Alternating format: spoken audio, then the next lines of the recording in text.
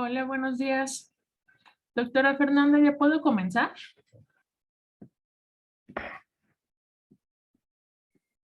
Sí, adelante, Marta.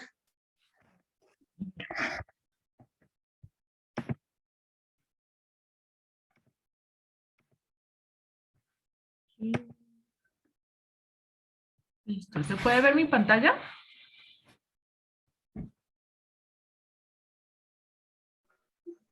Sí, sí se ve, Marta. Ok, vamos a dar inicio entonces.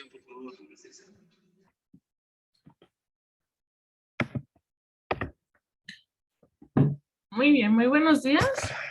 Soy la doctora Marta Alicia Sánchez, soy R1. Me va a tocar el tema del síndrome de iris flácido, también conocido como IFIS. Vamos a ir hablando un poquito sobre este tema. Bueno, originalmente este síndrome fue descrito por primera vez en 2004 por Chang y Campbell. Esto lo clasificaron como un síndrome de una pupila pequeña asociado principalmente a tansulosina en ese tiempo. Esto se vio descrito pues principalmente en pacientes que tomaban este tipo de medicación, ya que al empezar a este tipo de cirugía, la midriasis no era tan efectiva en este tipo de pacientes. Entonces, como un coadyuvante empezaron a inyectar epinefrina diluida al iris y resultó peor porque empezó a hacerse más sensible el iris y se empezó a desplazar, empezó a ondularse al momento de que aplicaran la inyección. Posteriormente, al empezar la capsulorrexis, el iris tendría a prolapsarse por el sitio de donde se hicieron las incisiones, esto sin sin haber ejercido un exceso de presión en cámara anterior que pues justificara esta acción. Posteriormente, al realizar la hidrodisección en estos pacientes, se acompañaría con una miosis que pues va a ser difícil, que seguiría durante el resto del procedimiento acompañando pues posteriormente a lo que se caracteriza que es un iris plácido, que empezaría el problema más que nada porque de manera constante lo que es la punta del faco lo terminaría aspirando constantemente. Bueno, entonces como tal, ¿en qué se caracteriza este tipo de iris? Bueno, como tal va a ser un iris flácido que pues se va a ondear en respuesta a las corrientes de un fluido intraocular, prolapso del mismo iris a través de las incisiones quirúrgicas y una miosis intraoperatoria pues de difícil manejo. Básicamente lo podemos resumir en lo que es ondulación, prolapso y una miosis progresiva en este tipo de pacientes. Aquí ponemos unas imágenes más o menos como para estar imaginándonos cómo se ve este tipo de pacientes. Vemos como aquí ya se está empezando a deformar el iris y se empieza a querer salir y posteriormente la pupila se empieza a hacer más pequeña. Bueno, como habíamos comentado, principalmente se va a ver reflejado este tipo de problema en pacientes que toman la tamsulosina. Más que nada se ve como lo que sería un alfa-adrenérgicos. Esto pues en relacionado a pacientes que toman tamsulosina va a ser un riesgo de hasta un 60 o un 89% de los pacientes. Aunque también se ve reflejado en la literatura que pacientes que toman lo que son los ARA tienen un 69% de riesgo. Y no solamente pues en pacientes con tamsulosina o los ARA, también tenemos otros tipos de medicamentos, incluso de hierbas que lo conocen como relajantes musculares en los pacientes que en algún momento llegan a utilizar algún tipo de herbolaria como relajantes musculares, lo que puede ser pues el abetalol, la clorpromacina, el suclopentixol, que son principalmente relacionados con pacientes que son psiquiátricos. Tenemos lo que es una tabla de clasificación de este tipo de situaciones, lo que se ve por severidad, según qué tan, ahora sí, qué tan bien o qué tan mal tiende a verse reflejado el iris. Tenemos leve cuando hay una buena midriasis y nada más se ve reflejada cierta flacidez del iris. Moderado cuando hay una tendencia ya del prolapso del iris a perder la midriasis y todavía refleja cierta flacidez del iris. Y ya es severo cuando la triada se completa, prolapso del iris más severo, una miosis y una total flacidez del iris. Bueno, básicamente, como se había comentado anteriormente, este tipo de situaciones se va a relacionar principalmente a los pacientes que toman algún medicamento que es un alfa-1 agonista. La situación es que este tipo de medicamentos tiene un efecto a largo plazo. Entonces, lo que muchas veces prefieren los médicos o recomiendan hacer es dejar de tomarlo 1 o 2 semanas antes, y está un poquito contradictorio porque alguna otra bibliografía dice que pues en realidad si los dejan de tomar no hay pues gran efecto, y nos dicen que sí, sí se recomienda porque aunque se ayuda un poquito a mejorar la midriasis de este tipo de pacientes. Entonces vamos a ver que existen 3 tipos de receptores adrenérgicos alfa. Los alfa 1A, que ayudan en este caso a la contracción del músculo liso dilatador del iris, el alfa 1B, que intermedia la contracción de las arteriolas del iris, y el alfa 1D, que realmente no viene nada escrito en la literatura. Pero también tenemos algo que es el alfa 2A, que están presentes en las terminaciones presinápticas del iris. Entonces, con esta evidencia es lo que relaciona la contracción de la fibra muscular lisa dilatadora del iris mediadas por los receptores adrenérgicos alfa 1. Y pues esto a nivel sistémico está presente con este tipo de medicamentos que van a actuar sobre las fibras iridodilatadoras, pues como tal del iris, produciendo la miosis, y en este caso el tono del iris, o sea, que se va a ver afectado con este tipo de pacientes. Aquí la situación pues con la tamsulosina, como les había comentado, que es un medicamento de vida media larga, y pues los pacientes no es como que lo están tomando muchas veces solamente por 1 año, por 2 años, sino durante varios tiempo. Entonces vamos a encontrar que en este tipo de medicamentos existe un bloqueo crónico de los receptores adrenérgicos alfa 1A, que es de la fibra lisa del iris. Por lo tanto, pues por la misma cronicidad de este tipo de medicamentos nos va a llevar a una atrofia difusa pues de ese esfínter. Básicamente podemos resumir lo que es el efecto así de la tamsulosina, un bloqueo en la fibra muscular lisa dilatadora que nos va a llevar tanto a una pérdida del tono o una miosis. La pérdida del tono, pues como tal, nos va a dar una flacidez y es más fácil que llegue a un prolapso del iris. ¿Qué va a ser importante pues en este tipo de pacientes? Principalmente hay que hacer una buena historia clínica, hay que ver qué tipo de medicamentos es el que están tomando los pacientes actualmente y anteriormente, por lo mismo que hemos comentado, pues del efecto a largo plazo, que incluso a pesar de que los pacientes dejaron los medicamentos hace varios años, muchos ven todavía, por decir, un efecto residual a largo plazo. Se recomienda pruebas de dilatación pupilar, hay que pues dilatar al paciente para ver realmente qué tan bien o qué tan mal tiende a dilatar esa pupila. A ver si tiene una asociación con otro tipo de patologías, como son principalmente un síndrome de pseudoesfoliación, y ver la cámara anterior de estos pacientes, porque pues cuando es una cámara estrecha tiende pues a empeorar el pronóstico durante la cirugía. En este tipo de pacientes hay que ver que no hay relación ni con el color del iris ni la misma dureza del cristalino para que afecte directamente sobre un iris flácido. Durante la cirugía, pues sí, vamos a ver más adelante cómo vamos a manejar los protocolos según la dureza del cristalino y según qué también está la dilatación de la pupila. Y es lo que habíamos comentado anteriormente, la tamsulosina pues en realidad no afecta la gravedad del cuadro, simplemente afecta en lo que es, mejora un poco la dilatación. Y los mismos autores que empezaban en un inicio a describir toda esta situación recomendaban pues que sí, 2 semanas antes del procedimiento quirúrgico en estos pacientes se recomienda suspender lo que es la tamsulosina. Otra cosa que nos podría dar como una pequeña ayuda o algo que nos va a detonar la sospecha en los pacientes que pues en este caso se cree que no toman medicamento, o si toman medicamentos y tenemos la duda si nos va a causar algún tipo de problema, es que podemos ver lo que son estas atrofias localizadas en los iris pseudofáquicos. Entonces en los pacientes pues ya tuvieron una cirugía previa y pues ya el mismo cirujano anterior nos dio una pequeña pauta de lo que es el manejo de este tipo de iris en los pacientes.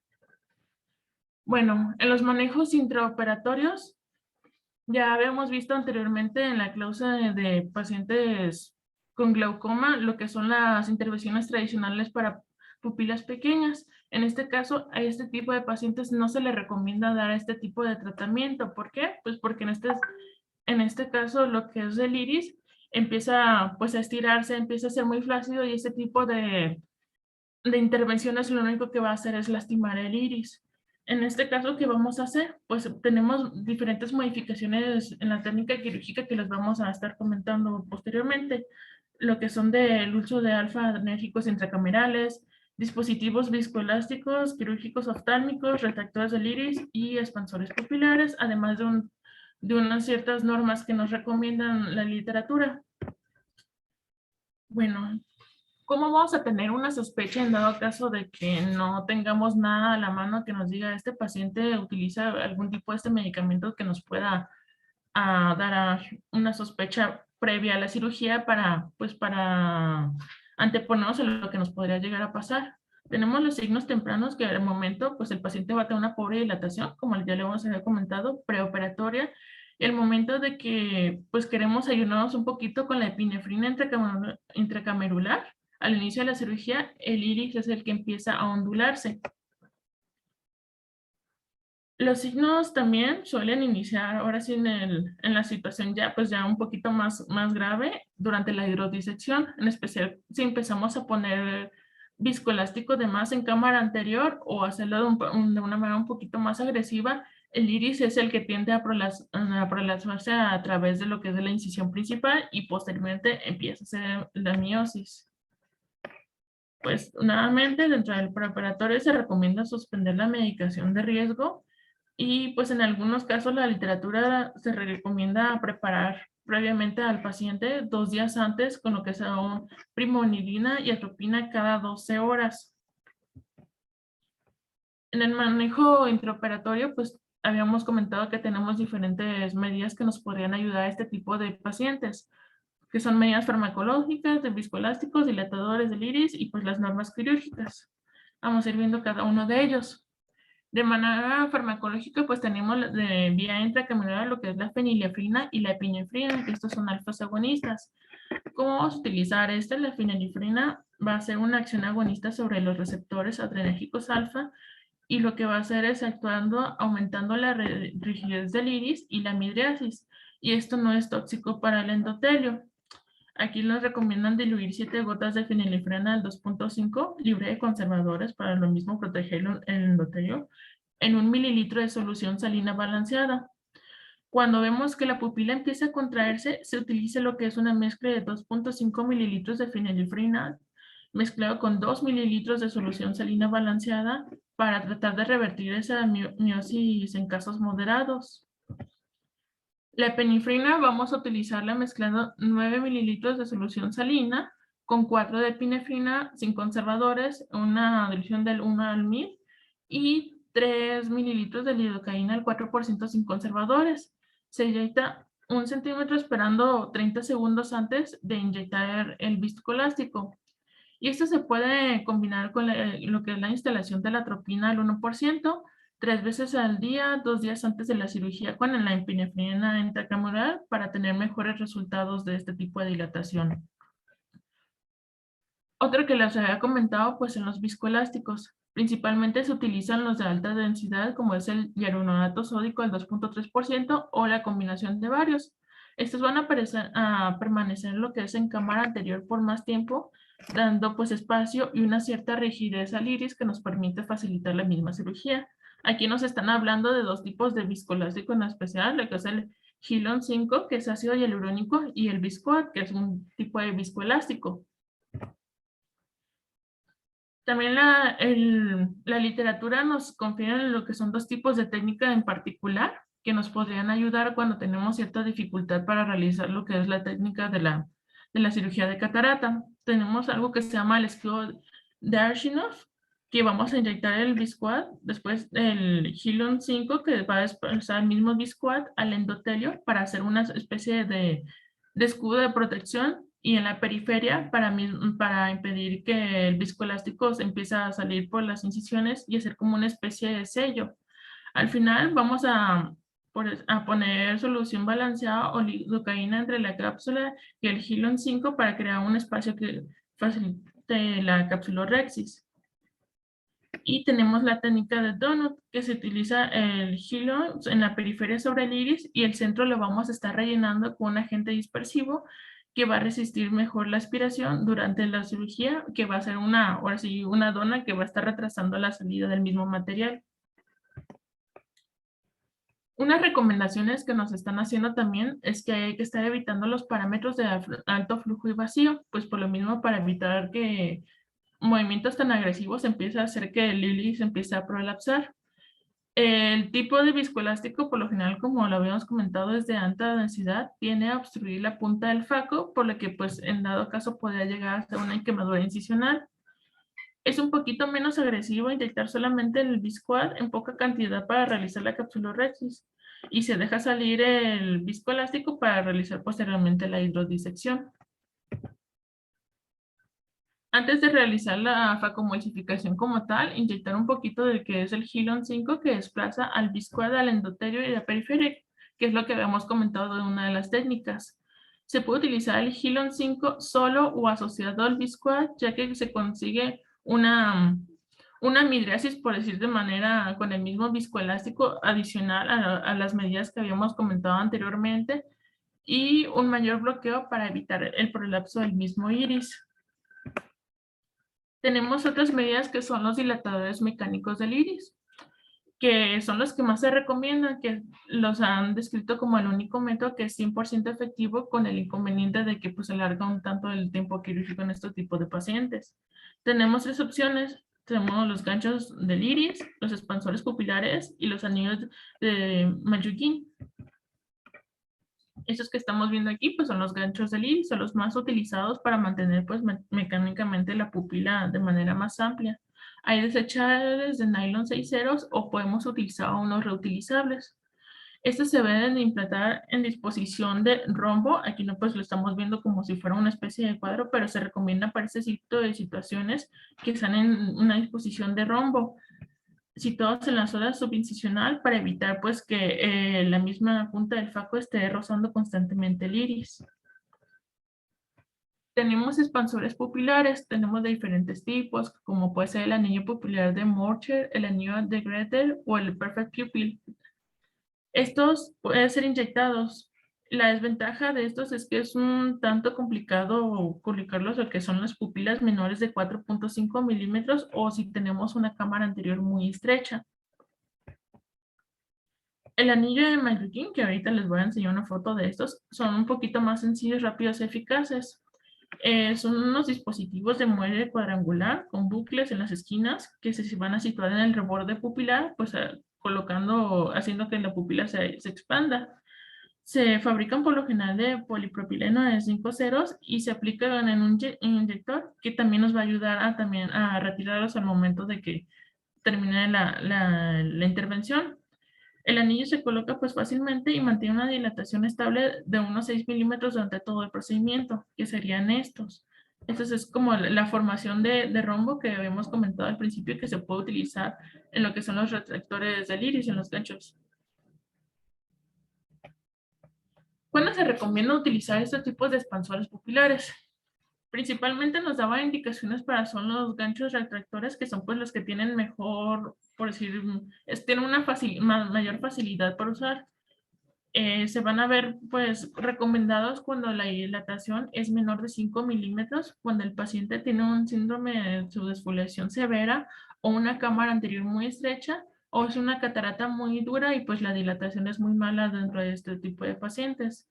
Entonces, también otra cosa que podemos tener en cuenta es cuando la pupila se tiende a contraer y no responde a las medidas adicionales, como en la fenilefrina.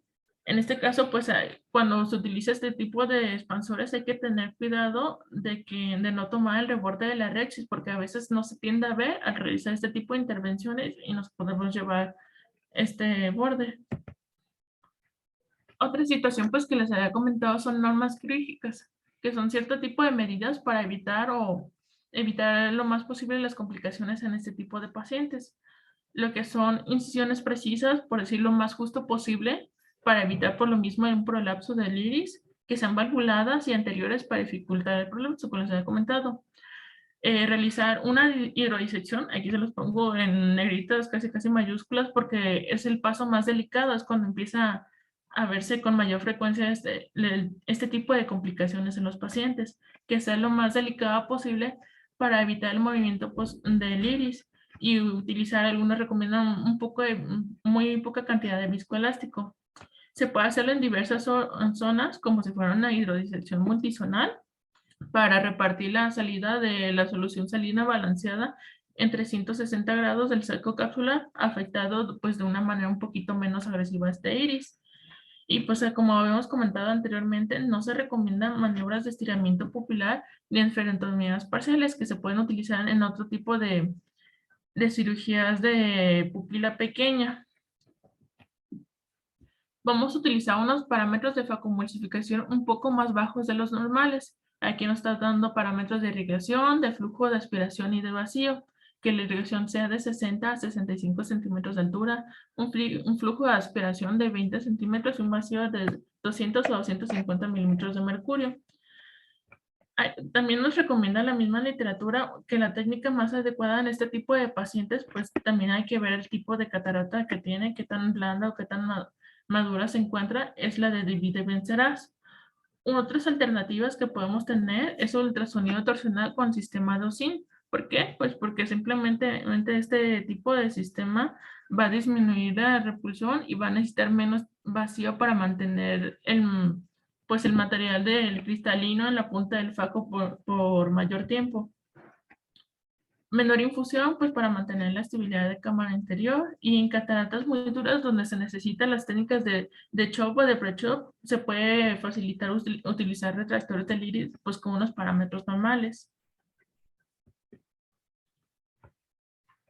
Vamos también a tener una cierta como de consejos o protocolos quirúrgicos en este tipo de pacientes, que pues como tal, evaluar la dilatación previa de la pupila, la dureza del núcleo y patologías asociadas, principalmente pues la pseudodesfoliación y la cámara estrecha, que nos hacen mucho énfasis en estas dos. Si tenemos un paciente con una buena dilatación y una catarata normal, podemos utilizar la técnica de divide vencerás con parámetros bajos y pues tener a la mano la fenilefrina para inyectarla de manera intracamerular si es necesario en este tipo de pacientes. Si tenemos una buena dilatación, pero una catarata dura, se puede utilizar la fenilefrina intracamerular, el Hilon 5 con el Viscoat, utilizando la técnica de CHOP y tener retractores de pupila a la mano si se llegasen a necesitar. Otra situación pues con la que nos podemos llegar a enfrentar es una mala dilatación con una catarata normal o blanda. Se recomienda pues ahí ya la fenilefrina intracamerular, el Hilon 5 con el Viscoat, utilizar la técnica de divide y vencerá con un sistema de irrigación y aspiración bimanual y pues tener igual los ganchos retractores del iris a la mano. Y ya pues en el peor de todos los escenarios que tenemos una mala dilatación previa. Ya el paciente con una pseudodesfoliación avanzada y o una catarata muy madura, pues ya se utiliza pues de todo, la fenilefrina, el Hilon con el Viscoat, los ganchos retractores desde el inicio de la técnica y una técnica de CHOP en este caso. ¿Cuáles son las complicaciones intraoperatorias en este tipo de pacientes?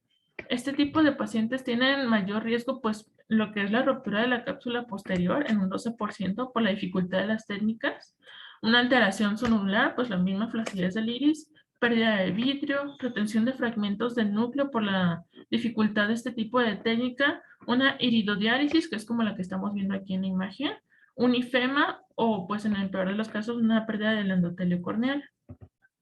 Complicaciones pues ya un poco a más largo plazo con este tipo de cirugías, una deformidad pupilar permanente, que vamos a tener un iris irregular en este tipo de pacientes, o una pérdida de la visión que puede ser secundaria a una endoftalmitis, un edema macular o un desprendimiento de retina. Bueno, ya pues para finalizar como conclusiones, pues en este paciente lo ideal sería conocerlos a fondo lo mejor posible y ver que pues aquí la anticipación es la clave para ver qué tipo de cirugía sería o qué tipo de técnica o medidas adicionales podemos utilizar en este tipo de pacientes. Y pues como tal que no debemos pensar que cuando nos enfrentemos a este tipo de pacientes que la cirugía no es una causa de estrés, sino buscar la mejor técnica que se adapte a la cirugía del paciente. Y pues como tal habíamos comentado que pues aquí con diferente tipo de literatura es un poquito controversial. A mí lo que me quedó claro es que es más recomendable suspender este tipo de medicamentos, aunque a lo mejor no nos dé los resultados esperados, pues es mejor que tenerlos como una medida preventiva. Y pues finalmente pues que los ganchos retractores en forma de diamante son la mejor alternativa para el manejo de este tipo de síndrome como una medida de ayuda. ¿Dudas, preguntas, comentarios?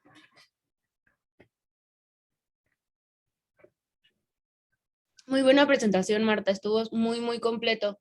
¿Alguien tiene alguna duda que podamos resolverles?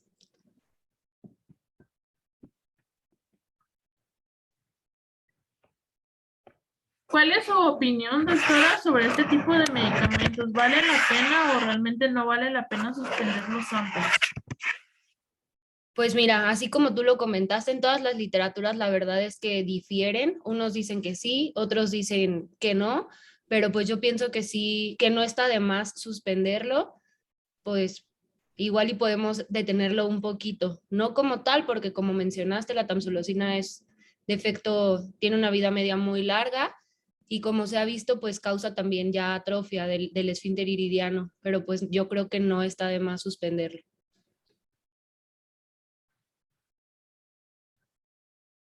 Y sobre preparar al paciente con medidas antes, ya ves, había comentado que se puede utilizar brimonidina o atropina o algo para preparar al paciente. ¿Realmente es algo utilizado o no mucho? Pues mira, yo sinceramente no he tenido ningún caso, no me ha tocado pues preparar a algún paciente, pero yo creo que sería una buena medida. Así podemos tratar, o sea, así podemos darnos cuenta realmente pues hasta qué punto nos va a dilatar el paciente, ya lo tenemos un poquito más dilatado previamente y nos damos cuenta hasta qué punto nos va a dilatar y entonces así podemos tener en cuenta y prevenir todo lo que va a pasar antes de nuestra cirugía, es decir, tener preparados nuestros ganchos retractores de iris, o cualquier cosa que podamos necesitar y ya entramos con esa mentalidad y mucho más cautelosos a la cirugía. Muy bien, muchas gracias.